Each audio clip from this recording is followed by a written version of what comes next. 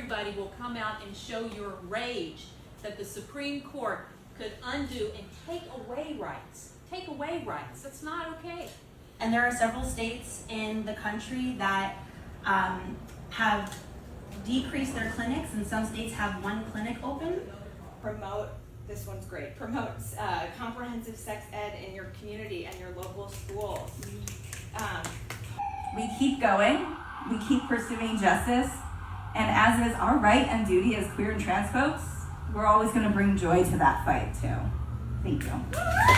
Don't it feel okay? I need it better. It's mental every day. No. You put in the previous. Girl, you ain't black enough. You don't talk black, walk black, and act black. Hell, you just look black. I celebrate baby Kelsey and her big ass belly for the last thing and how sweet it is to be loved by me. The consequences of overturning Roe v. Wade include, but are not limited to, a trial held by the wealthiest religiously affiliated members of the Supreme Court in a power-hungry attempt to strip women of the rights we fought for, a felony charge and imprisonment, but that's only because hanging was deemed unethical in 1996. Women. Do you see how history repeats itself? Hurry back to me.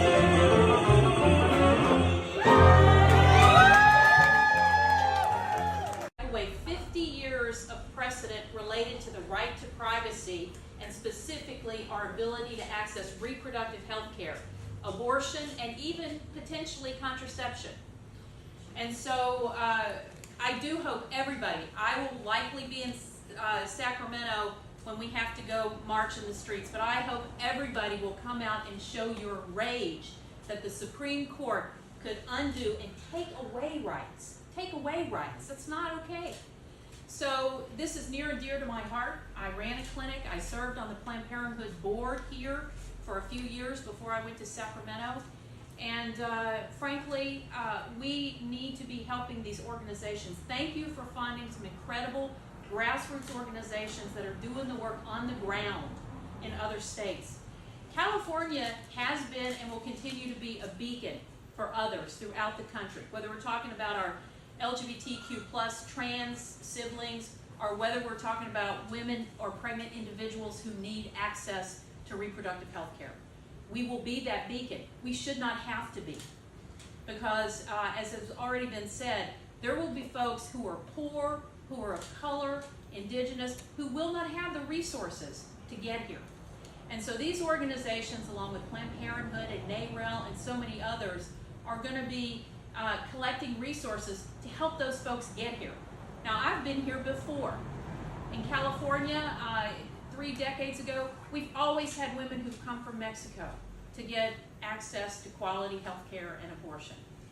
We have people in the military who don't have access to abortions on military hospitals because of the Hyde Amendment. So here's what we're doing.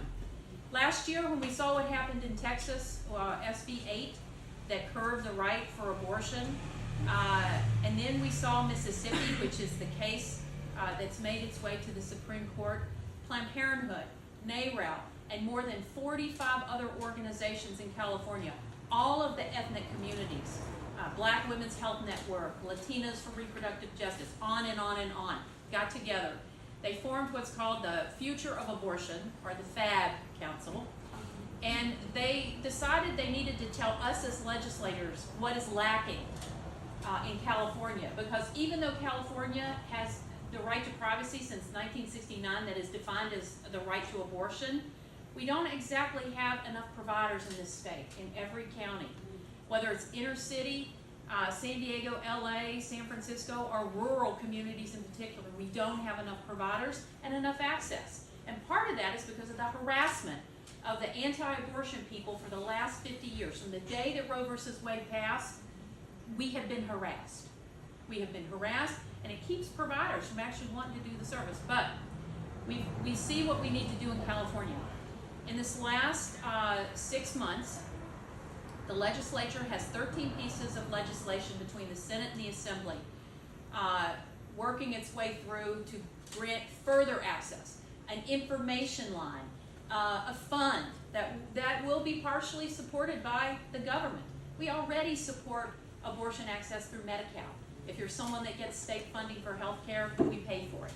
We just passed a bill, it was signed by the governor, that said you do not have to pay a co-payment to get abortion care if you have health insurance. No longer will you have to pay a copay. We're trying to break down all those barriers. So 13 pieces of legislation. One I have that will expand. We already in California allow nurse practitioners, certified nurse midwives, and physician's assistants who have been trained to do abortions, to do first trimester abortions. We're going to expand that. 1375, that's my bill. It's up Tuesday in the assembly. It's already gone over. But the big piece that I want to share with you today is something called SCA 10. It's a constitutional amendment that will be on the ballot in November this year. So we talk about being prepared to vote. We need to reaffirm the right to abortion in California. Why do we have to do that? We already have the right to privacy, because that leaked draft opinion that we expect to come down from the Supreme Court basically said the right to privacy does not necessarily include abortion. So while we have that in our state constitution, it says right to privacy. It does not say abortion or the right to refuse or accept and get access to contraception. So we are putting that in our state constitution. It takes 2/3 vote by the legislature in the Senate and the Assembly. We have 40 members in the Senate. I have 31 co-authors for this piece of legislation.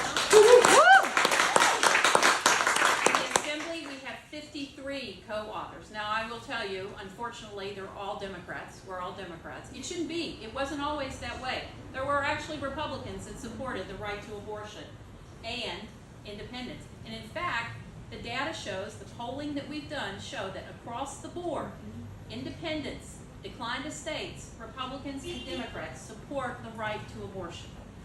So we think we'll be successful. We know we'll be successful in November.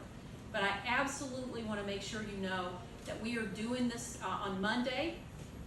We will get this SCA off of the Senate floor. We will immediately send it over to the Assembly. They will take care of it this week by June 30th. That is our deadline. And we are rapidly getting this done, faster than anything we've done in the legislature. Getting it done by June 30th. It does not require the governor's signature. We put it on the ballot. And so that's our goal. It will be in the legislature and the Assembly next week. And then it will be on the ballot in November, this November. So it's really important that you register to vote. It's really important that you go vote.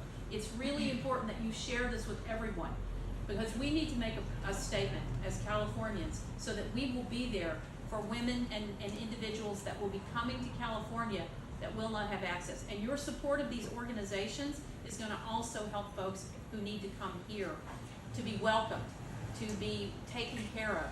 I'm going to leave, this is the bill. It's very short.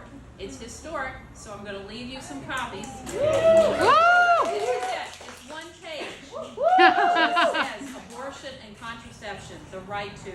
And then there's some information about it if you want to share it with your friends and give it out so they know what's going on. This is serious. It is real, it is serious, and we intend to win. And we intend to keep fighting. Because what they take away from us, we will double down, we will triple down, we will continue to fight to make sure we have this right. And for those of you that have been in this fight for decades, thank you for continuing to be here.